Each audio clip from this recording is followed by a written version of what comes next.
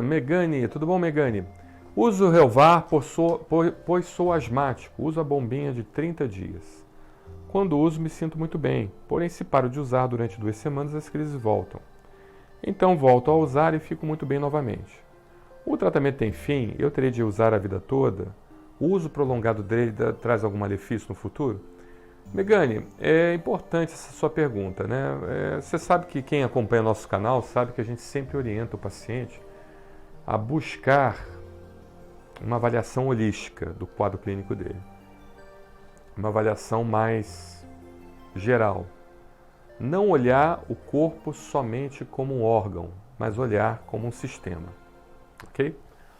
Então, pensando nisso, é importante, Megane, você entender também que a asma ela pode estar associado com outros órgãos. Por exemplo, o paciente que tem uma rinite crônica, ele acaba evoluindo para uma sinusite e a sinusite acaba complicando a asma através do gotejamento pós-nasal. Então é importante você investigar seu nariz e seu seio da face. Outra coisa importante também é investigar o seu estômago, tá? Porque a doença do refluxo gastroesofágico ela piora a asma.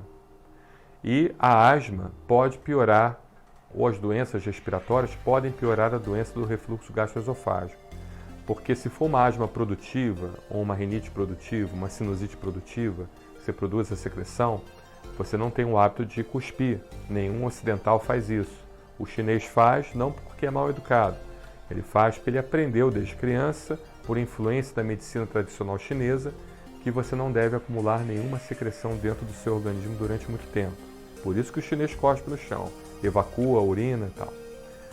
Mas o ocidental não faz isso. Tá? Então o ocidental engole. No que você engole, antigamente o ocidental escarrava muito. Inclusive, antigamente tinha até um apetrecho meio nojento chamado escarradeira. Tá? Isso no século XIX, início do século XX. Eu tinha uma bisavó que viveu essa época e me contava. Né? Todos os quartos você tinha um apetrechozinho que ficava embaixo da cama ou ao lado, chamado escarradeira, que a pessoa ia lá e escarrava. Né? Então ninguém também engolia também secreção, mas acabou se ficando deselegante, né? E o mundo ocidental acabou adotando essa prática de engolir a secreção. A secreção, quando a gente engole, ela bate no estômago, ela estimula a célula parietal do estômago a produzir ácido clorídrico, ácido. E esse ácido aumenta a possibilidade de refluxo e, refluindo o ácido, vai para o pulmão também, causa broncoespasmo, causa inflamação do pulmão. Entendeu? Então, a gente tem que ver o organismo de forma holística. Agora, falando especificamente para o Relvar é um remédio excelente, produzido por uma das indústrias farmacêuticas mais renomadas do mundo, mas ele precisa ser feito com a indicação estrita do seu médico, de preferência um médico especialista na área, um pneumologista, por exemplo, um alergista, né? Não que o clínico geral não possa prescrever, sim, ele pode prescrever sem problema nenhum. Mas o pneumo e o alergista ele vai ter talvez uma percepção mais aprimorada do uso desse tipo de medicação. Não que ele venha fazer mal se você utilizar ele durante muito tempo, não é isso. Mas o broncodilatador que tem nele, o formoterol, ele é um broncodilatador de longa duração, que ele pode e deve ser utilizado durante um período longo, mas mesmo esse longo, ele não pode ser tão longo assim, entendeu? Porque ele acaba acostumando qualquer tipo de broncodilatador, não o formoterol somente, portanto, é importante a gente deixar claro isso, mas ele acaba acostumando o organismo, ou seja, ele faz uma chamada downregulation nos receptores beta do pulmão, isso a longuíssimo prazo, fazendo justamente com que você acostume e você não responda tão bem quanto você responderia se estivesse iniciando o tratamento. Tá? É um fenômeno chamado taquifilaxia, ok? Até aí eu acho que você entendeu. Muito bem. Então, a gente, quando inicia o tratamento com o broncodilatador e o corticosteroide inalatório, além de nós avaliarmos todos esses sistemas que eu falei para você anteriormente, além da gente ver se o paciente tem indicação de imunoterapia dessensibilizante, ou seja, vacina antialérgica, porque a vacina é o único tratamento que muda a história natural da doença, é o único tratamento que ensina o organismo a não ter mais o processo alérgico, ou seja, a gente fazendo uma avaliação realmente completa para tentar usar o mínimo de remédio possível, porque a vacina, apesar de ser um remédio, mas é um remédio, é um remédio que não tem os efeitos colaterais químicos, né? Ela justamente ela ensina o organismo imunologicamente, ela dessensibiliza seu corpo. Então, na tentativa da gente diminuir a maior quantidade de remédios possíveis, né, com o menor tempo, a gente aplica a vacina. E mesmo assim, mesmo a gente iniciando esse broncodilatador, esse corticosteroide inalatório, que é o Relvar, a gente tem que fazer o uso dele e tem que já ir fazendo a previsão da retirada de pelo menos o componente broncodilatador chamado formoterol. Ou salmeterol, perdão, salmeterol. Tá? Eu me confundi. É salmeterol, que é o broncodilatador do Relvar. Ok? Muito bem. Por quê?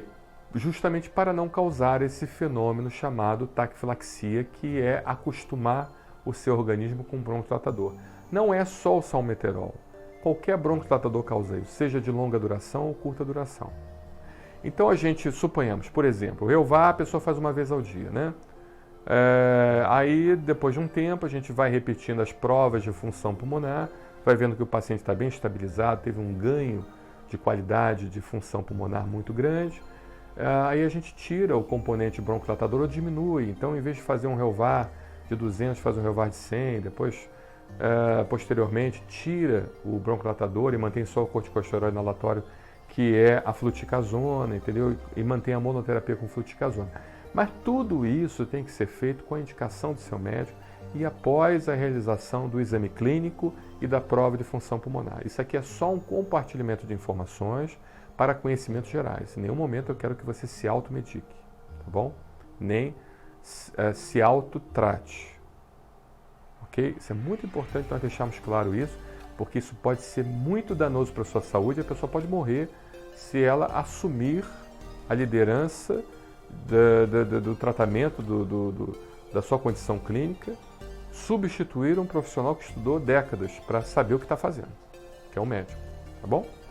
Então, mas só para que você entenda, o pneumologista, ele certamente ele vai pensar na retirada gradual da medicação depois de um bom tempo utilizando e depois de ter várias provas de função pulmonar ou até o próprio Peak Flow também, que é um teste mais rápido, mais fácil de fazer, tá? E ele vai avaliar justamente isso de uma forma para que ele vá retirando esse broncodilatador para não acostumar o seu organismo com o broncodilatador. Tá bom? Então é esse malefício que poderia trazer. Mas não é malefício, né? É acostumar, é fazer com que seu organismo ele não responda adequadamente tão bem como ele responderia. Tá bom, Megane? Um abraço, obrigado pela sua pergunta.